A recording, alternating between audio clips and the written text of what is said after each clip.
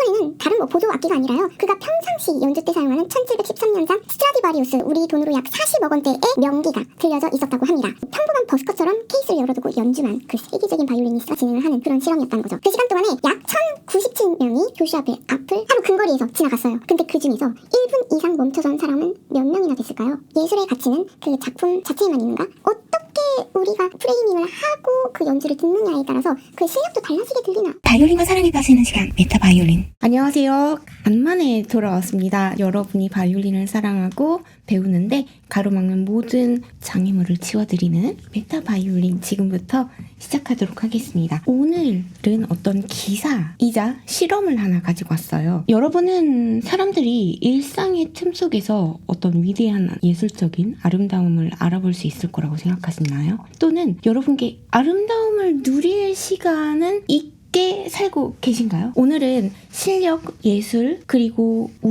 내 삶을 어떻게 바라볼 것인가에 대한 조금은 깊이 있는 이야기를 해보려고 합니다. 구독, 좋아요, 알림 설정 잊지 말아주세요. 자, 때는 바야흐로 2007년 1월 12일 금요일 아침 7시 51분 미국 워싱턴 DC의 한 라팡드 플라자라고 하는 지하철역이었습니다. 출퇴근 시간이죠. 그 한복판에 지하철역에 모자를 눌러쓴, 그것도 야구 모자 눌러쓴 한 남자가 평범한 청바지 차림으로 그 지하철 입구의 한쪽에 섭니다. 그 사람이 바로 오늘 우리가 이야기하고자 하는 세계적인 바이올리니스트 조슈아 벨이었고, 그의 손에는 다른 보조 악기가 아니라요, 그가 평상시 연주 때 사용하는 1713년장 스트라디바리우스, 당시 시가가 350만 달러였는데 우리 돈으로 약 40억 원대의 명기가 들려져 있었다고 합니다. 이 퍼포먼스는요, 워싱턴 포스트의 칼럼니스트 진 웨인가든이 사회 실험이었는데 그 제목은 Pearls Before Breakfast, 즉 아침 식사 전에 주어진 진주라는 게 직역이 되겠고, 아침 대바람부터 여러분은 진주를 알아보실 수 있겠습니까? 이런 내용이겠죠? 이 신문 기사에 붙여진 부제는 원래 이랬다고 합니다.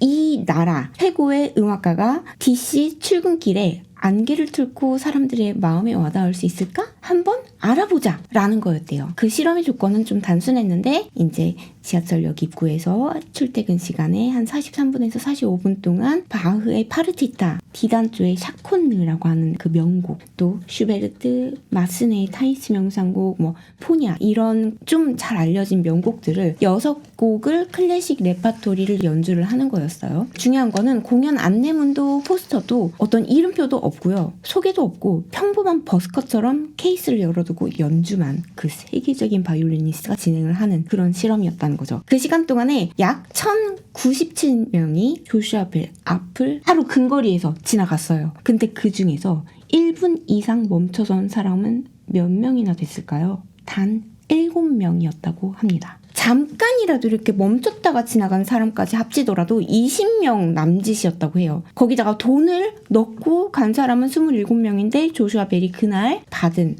돈은 총 32.17달러였다고 합니다. 그것도 이 중에 20달러는 그를 알아본 한 사람이 넣은 지폐였기 때문에 사실상 정체를 모르는 행인들이 평가한 연주료는 12달러 정도에 불과했다라고 할 수 있겠죠. 자, 여기에서는 좀 분명한 의도가 있었습니다. 세계 최고 수준의 연주가, 그것도 수십만 원짜리 티켓을 내고도 쉽게 못 듣는 레파토리를 아침 출근길 지하철이라는 가장 일상적인 공간에서 연주했을 때 사람들은 과연 그 아름다움을 알아볼 수 있을까? 그 실력과 악기, 레파토리, 그런 건 그대로 두고 오직 어찌 보면 어떤 맥락에서 이 사람, 어떤 자리에서, 어떤 레이블이 붙여진 상태에서 연주를 하는지 그 조건만 바꿔가지고 사람들의 인식, 반응, 이런 게 어떻게 달라지는지에 대해서 알아보고 싶었던 그런 실험이었던 거죠. 애초에 이 실험을 이행하기에 앞서서 그 가설은 아주 직설적이었다고 합니다. 예술의 가치는 그 작품 자체에만 있는가? 아니면 우리는 그것을 어떻게 프레이밍을 해주느냐에 달려있는가? 그러니까 어떻게 우리가 프레이밍을 하고 그 연주를 듣느냐에 따라서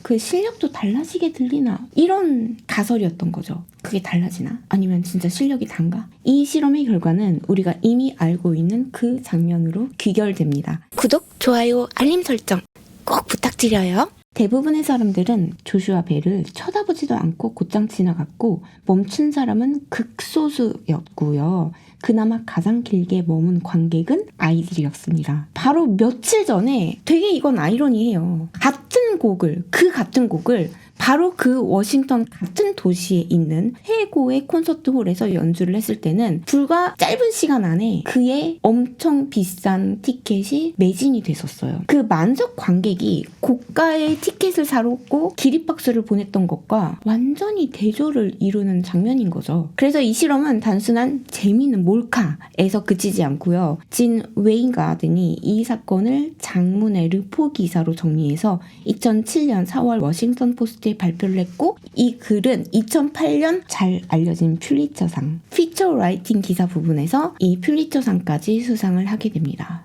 이 사건은요, 전 세계 언론과 클래식 음악계 또는 예술 교육, 심리학, 철학, 경영, 서적까지 수없이 인용되면서 어떤 아름다움과 실력, 그리고 맥락과 우선순위에 대한 현대의 상징적인 사례가 되었습니다. 저도 이 실험에 대해서 알고는 있었지만 다시 한번 보니 새삼 뭔가 씁쓸하기도 하고 우리가 놓치고 있는 게 무엇인지, 내가 놓치고 있는 게 무엇인지 다시 한번 지금 기준의 박지의 입장에서 관점에서 바라보게 되더라고요. 저뿐만 아니고 사람들은 이 실험을 보고 여러 가지 정반대의 해석을 내놓기도 했습니다. 예를 들어 현대인은 너무 바빠서 아름다움을 알아볼 여유가 없다. 또는 예술의 가치는 결국 가격과 브랜드, 포장이 결정한다. 진부한 이야기죠.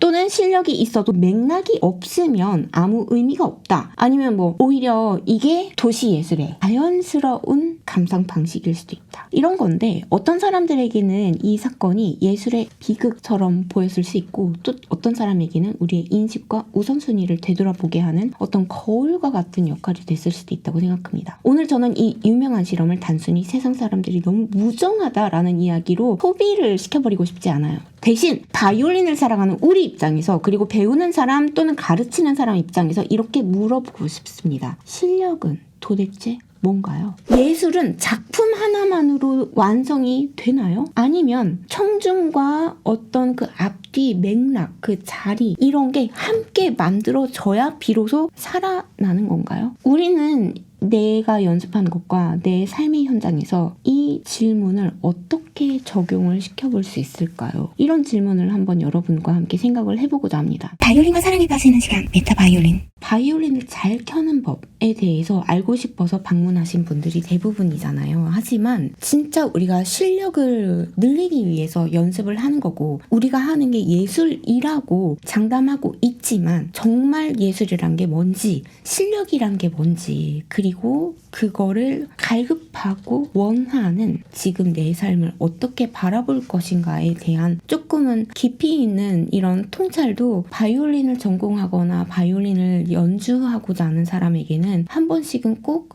시간이 지남에 따라서 정기적으로 스스로에게 던져봐야 되는 그런 자아성찰적 질문이 아닌가 싶습니다. 제가 이런 생각을 한번 해봤어요. 이제 저희 교수님께서 만약에 그 지하철 사회 실험 영상을 나하고 같이 봤다라고 한다면 우리 교수님은 뭐라고 하셨을까? 일단은 제가 가장 오랫동안 배웠던 울펠저 교수님은 뭔가 이 실력이라는 게 단순하게 내 손가락을 지배하는 게 아니라 그 연주가 일어나는 바로 그 시점에 그 주변에 일어나는 모든 시간과 어떤 맥락을 우리는 창조하고 지배하는 사람이 되는 거다. 지혜라고 하면서 이야기를 해주실 것 같아요. 그러니까 사람들은 바이올리니스트의 관점에서가 아닌 이상은 이런 평가들을 내놨죠. 당시에는 현대인은 역시 아름다움을 느낄 여유가 없이 우리는 살고 있어. 아니면 예술도 맥락이 없으면 쓰레기 되네? 아니면 실력 진짜 아무짝에도 쓸모없는 거네. 이런 이야기들이 많이 있었죠.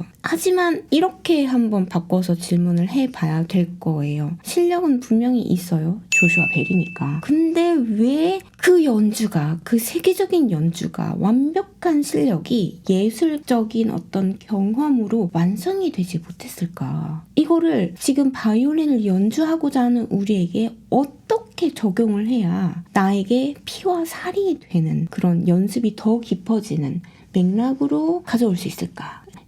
실제로 연구가 이런 것들을 학자들도 궁금해했을 거 아니에요. 그러니까 그 연구들이 꽤 잘 설명을 해주는 것들이 있습니다. 그 이론을 살펴보면 첫째, 뇌는 레이블에 속습니다. 그러니까 똑같은 연주를 들려줘도 프로페셔널한 세계적인 연주자가 연주했다라고 알려준 상태에서 그 사람을 제대로 소개한 상태에서 들으면 훨씬 더 좋게 더 잘하게 느끼고, 만약에 이걸 그냥 한참 배우고 있는 학생이 연주한 거야 라고 하면서 들려주면 같은 소리도 덜 좋게 느낀다는 거죠. 인간이라는 게. 이거를 정량적으로 입증하기 위해서 fMRI로도 살펴봤다고 합니다. 그래서 그런 결과를 보면 어떤 인간이 가치를 평가하는 뇌 영역이 그 레이블에 맞춰서 함께 움직인다고 합니다.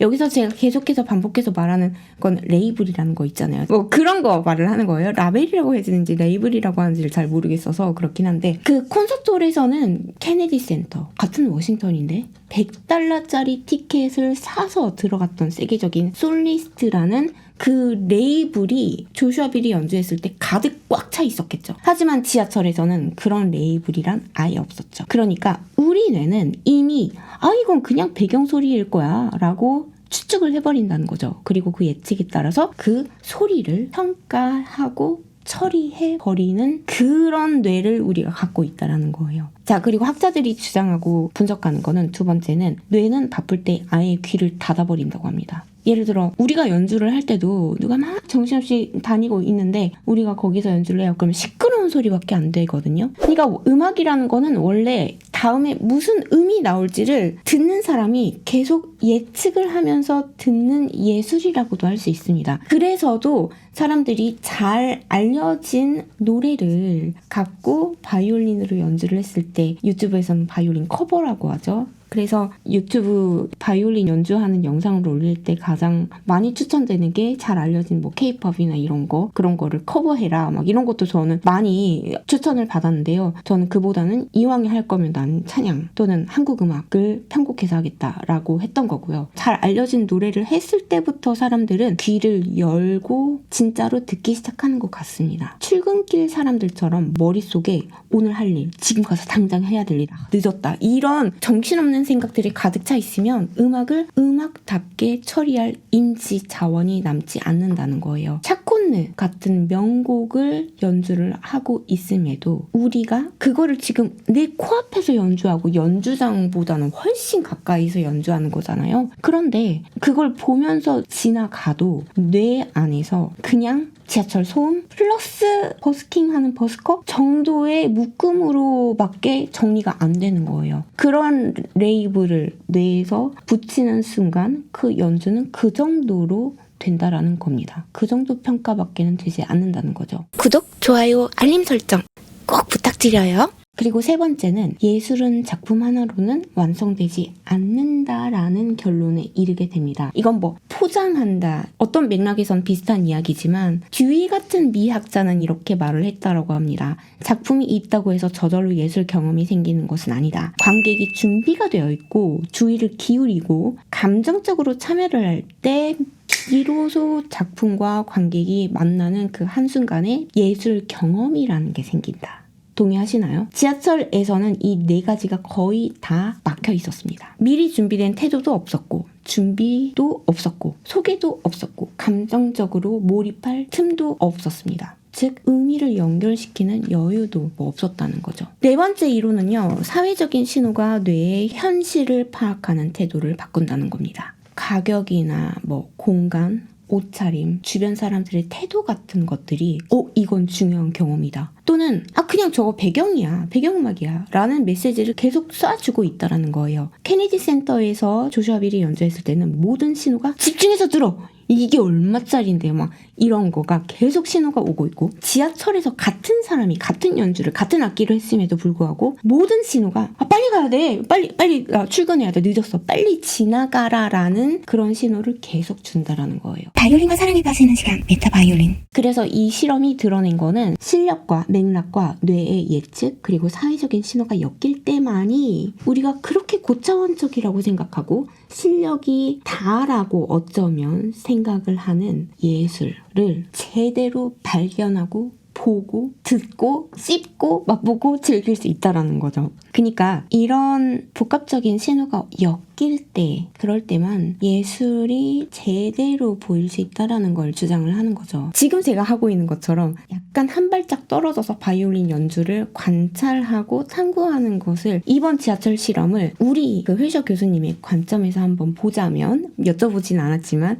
이렇게 보일 것 같아요. 뭔가 연주자의 기술은 최고였다. 그런데 그 기술이 들릴 수 있는 조건은 준비가 되지 않은 시간이었다. 그래서 항상 생각하는 연습을 강조를 했었습니다. 실력은 단지 왼손, 오른팔의 문제가 아니라 막 100m 달리기가 아니라 연습 시간 전체를 어떻게 설계를 하고 어디에 강점을 두고 중점을 두고 주의를 줄지를 스스로 결정할 줄 아는 능력이 중요하다라고 항상 말씀을 하셨는데 많이들 하는 말이 있죠. 진짜 실력은 어디서든 통해. 그런데 진짜 그랬나요?